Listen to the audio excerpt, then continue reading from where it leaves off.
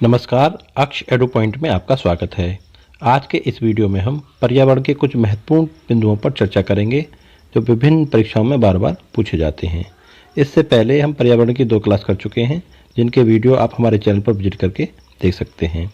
आज की क्लास शुरू करने से पहले आप सभी से मेरा निवेदन है कि आप हमारे चैनल को सब्सक्राइब कर लें तथा वीडियो को लाइक कर दें। चलो बढ़ते हैं आज की क्लास की तरफ। तो आज की क्लास का पहला प्रश्न है, भारत सरकार द्वारा केंद्र में पर्यावरण विभाग की स्थापना कब किस वर्ष की गई? इसका सही उत्तर है 1980 में।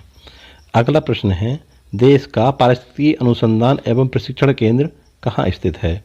इसका जवाब है बेंगलुरु, कर्नाटक।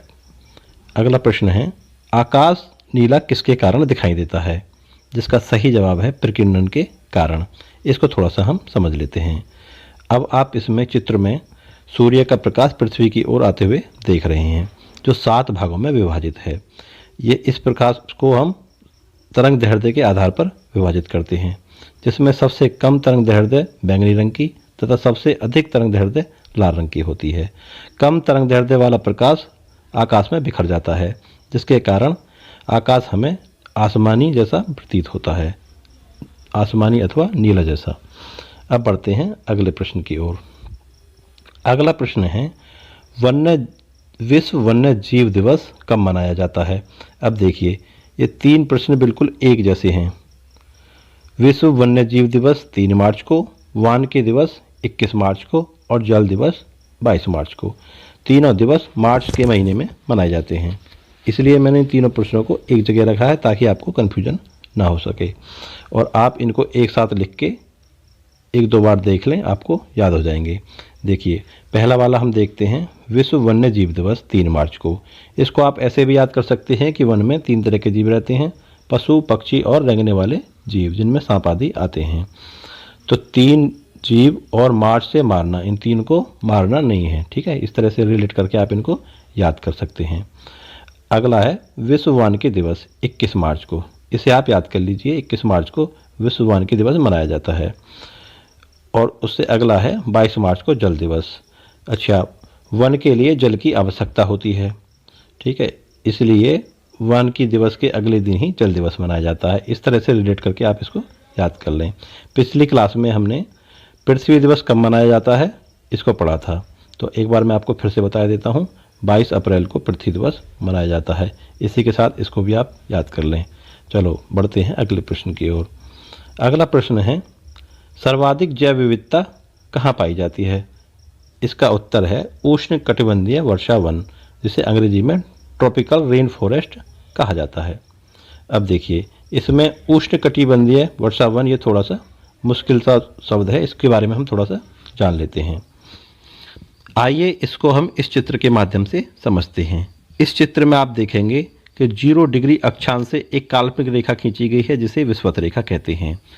उसी प्रकार 23.5 डिग्री उत्तरी अक्षांश पर एक रेखा खींची गई है, कर्क रेखा, और 23.5 डिग्री दक्षिणी अक्षांश पर एक रेखा खींची गई है, मकर रेखा।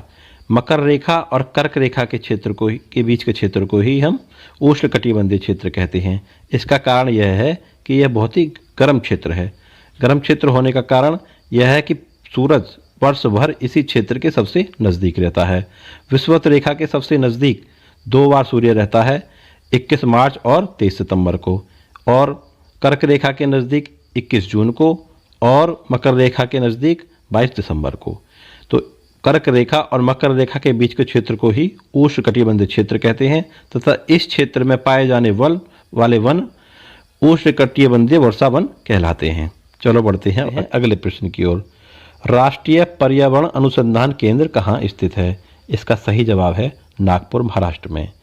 इससे मिलता जुलता प्रश्न हमने पिछली क्लास में पढ़ा था, वो था राष्ट्रीय वन अनुसंधान केंद्र कहाँ स्थित है? उसका जवाब था देहरादून।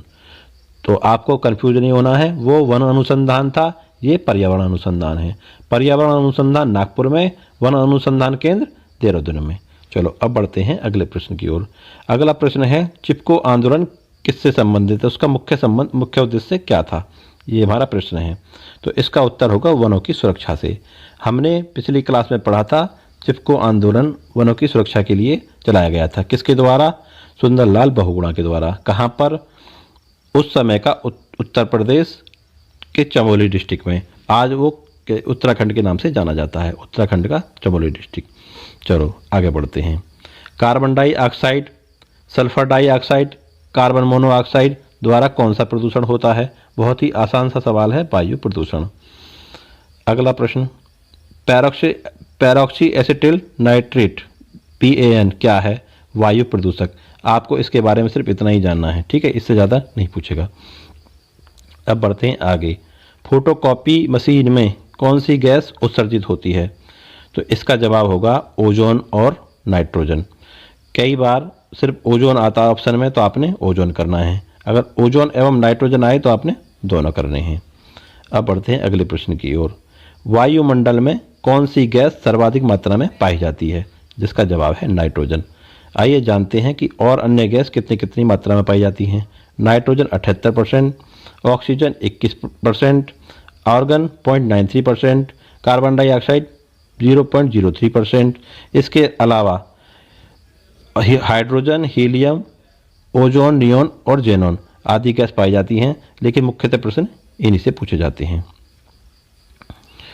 अगला प्रश्न है, भूतल पर CFC का प्रयोग कहाँ होता है? तो इसका जवाब है स्प्रे कैन डिस्पेंसर, ड्यूडेंट वगैरह आप जानते होंगे। वातानुकूलों को, ठीक है, AC एयर कंडीशनर अंग्रेजी में कहते हैं इसको, रेफ्रिजरेटर जिसको हम फ्रिज कहते हैं, हेयर स्प्रे, शेविंग क्रीम, विविध सौंदर्य प्रसाधनों में CFC यानी क्लोरोफ्लोरोकार्बन गैस पाई जाती है। पिछली क्लास में हम चर्चा कर चुके हैं, क्लोरोफ्लोरोकार्बन एक ग्रीन हाउस गैस है जो ओजोन परत को नुकसान पहुंचा रही है। चलो अब आगे बढ़ते हैं। संयुक्त राष्ट्र पर्यावरण कार्यक्रम का मुख्यालय कहाँ है? इसको अंग्रेजी में कहते हैं यूनाइटेड नेशन एनवायरनमेंट प्रोग्राम, ठीक है, इसकी शॉर्ट फॉर्म होगी यूनेप। तो इसका उत्तर है नैरोबी, यूनेप, ठीक है, यूनेप को नैरोबी, यूनेप, नैप, नैरोबी इस तरह से रिलेट करके इसको आप याद कर सकते हैं। चलो बढ़ते हैं अगले प्रश्न की ओर। भारत का कौन सा राज्य टाइगर राज्य के रूप में जाना जाता है? इसका उत्तर है मध्य प्रदेश। अच्छा, एक प्रश्न आता है कि भारत में सबसे ज़्यादा वन कहाँ पाए जाते हैं? तो उसका जवाब भी होगा मध्य प्रदेश। आप इसको इससे रिलेट करके याद कर सकते हैं कि जहाँ सबसे ज़्यादा वन पाए जाते हैं वहाँ पे ही उसी को ही टाइगर राज्य कहा जाता है। एक प्रश्न पूछा जाता है कि सबसे ज़्यादा शेर किस राज्य में पाए जाते हैं? तो इसका उत्तर अलग होगा, उसका उत्तर होगा गुजरात में। गुजरात के गिर राष्ट्रीय उद्यान में सबसे ज़्यादा एशियाई शेर पाए जाते हैं। चलो अब आगे बढ़ते हैं। समुद्र की गहराई मापने, सिग्नल देने, छुपी हुई वस्तुओं का पता लगाने में किन ध्वनि तरंगों का प्रयोग होता है? तो उसका उत्तर होगा पराश्रव्य ध्वनि तरंग। अब देखिए पराश्रव्य ध्वनि तरंग क्या होती है, इनके बारे में थोड़ा जानते हैं। ध्वनि तरंग 3 प्रकार की होती हैं। कौन कौन सी? अपश्रव्य ध्वनि तरंग, श्रव्य ध्वनि तरंग और पराश्रव्य ध्वनि तरंग। इन तरंगों को इनकी आवृत्ति के आधार पर वर्गीकृत किया गया है। आवृत्ति का अर्थ होता है कंपन प्रति सेकंड। ध्वनि तरंगों में कंपन होती है, इसका आभास आपने कभी तेज आवाज़ में बजते हुए डीजे को आप उससे पास से गुजरे हों तो आपने महसूस किया होगा। अब देखते हैं इनकी आवृत्ति के आधार पर इनको कैसे वर्गीकृत किया गया है। अब श्रव्य ध्वनि तरंग की आवृत्ति 20 से कम होती है, श्रव्य ध्वनि तरंग की आवृत्ति 20 से 20,000 के बीच होती है और पराश्रव्य ध्वनि तरंग की आवृत्ति 20,000 से अधिक होती है। पराश्रव्य और अपश्रव्य को मानव सुन नहीं सकता है, जबकि श्रव्य ध्वनि को मानव सुन सकता है। अब देखिए पराश्रव्य ध्वनि तरंग के उपयोग होते हैं, जिससे संबंधित ये प्रश्न था। इसका उपयोग कहाँ कहाँ किया जाता है इसके बारे में हम थोड़ा सा जान लेते हैं। इसका उपयोग संकेत भेजने में, समुद्र की गहराई में का पता लगाने में, कीमती कपड़ों एवं वायुयान एवं घड़ियों के पुर्जों को साफ करने में, कल कारखानों की चिमनियों में कालिख हटाने में, दूध के अंदर के हानिकारक जीवाणु को नष्ट करने में, गठिया बाह्य मस्तिष्क का ट्यूमर का पता लगाने में आदि में किया जाता है। अब पढ़ते हैं अगले प्रश्न की ओर। अगला प्रश्न है हमारा, ग्रीन पीस क्या है? यह एक पर्यावरण योजना है, ठीक है, जैसा कि उसके नाम से ही हमें प्रतीत हो रहा है। अब और आगे चलते हैं। 5 जून को विश्व पर्यावरण दिवस किस सम्मेलन में घोषित किया गया? इसका उत्तर है स्टॉकहोम सम्मेलन 1972 में। स्टॉकहोम कहाँ पर है? स्वीडन में। चलो आगे बढ़ते हैं। ये तीन चार प्रश्न एक जैसे हैं, ठीक है।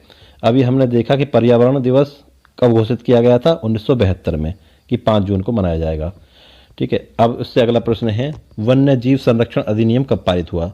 तो 1972 में। इसलिए इससे पिछला वाला जो प्रश्न था ये विश्व है, ठीक है। ये विश्व पर्यावरण दिवस, और ये बाकी सब भारतीय हैं, ठीक है। वन्य जीव संरक्षण अधिनियम मतलब भारतीय वन्य जीव संरक्षण अधिनियम, इसका अर्थ यह है। कब पारित हुआ था? 1972 में। और विश्व पर्यावरण दिवस 5 जून को मनाया जाएगा, ये कब घोषित हुआ था? स्टॉकहोम सम्मेलन में 1972 में, ठीक है। इन प्रश्नों को मैंने जानबूझकर एक जगह पर रखा है ताकि आप इनको अच्छी तरह से देख लें और बाद में इनमें कोई मिक्स या कन्फ्यूजन ना हो, ठीक है। अगला प्रश्न, बाघ संरक्षण परियोजना कब से शुरू हुई? 1973 से, ठीक है। उससे अगला प्रश्न, वन संरक्षण अधिनियम कब पारित हुआ? देखिए, वन संरक्षण अधिनियम पारित हुआ था 1980 में। और उससे मिलता जुलता ही अगला प्रश्न है, पर्यावरण संरक्षण अधिनियम। देखो, ये सारे अधिनियम जो है भारत के हैं, विश्व से मतलब नहीं है, सिर्फ विश्व से संबंधित पहला वाला प्रश्न था, ठीक है। 5 जून का जो आपको पर्यावरण दिवस मनाना है, ये वाला सिर्फ विश्व से संबंधित है, ठीक है। बाकी सब भारत से संबंधित है। अब देखिए, वन संरक्षण अधिनियम 1980 और पर्यावरण संरक्षण अधिनियम 1986, ठीक है। इन प्रश्नों को आप एक जगह पर लिख लें और एक दो बार उनको दोहरा लें, आपको आसानी से याद हो जाएंगे। अब चलते हैं अगले प्रश्न पर। अगला प्रश्न है, किस वृक्ष को पर्यावरणीय संकट माना जाता है? इसका उत्तर है यूकेलिप्टस, जिसे सफ़ेदा भी कहा जाता है। और आज की क्लास का आखिरी प्रश्न, भविष्य का ईंधन किसे कहते हैं? तो हाइड्रोजन को। अगर आपको क्लास अच्छी लगी हो तो इस वीडियो को लाइक कर दें। मिलते हैं अगली वीडियो में, तब तक के लिए नमस्कार।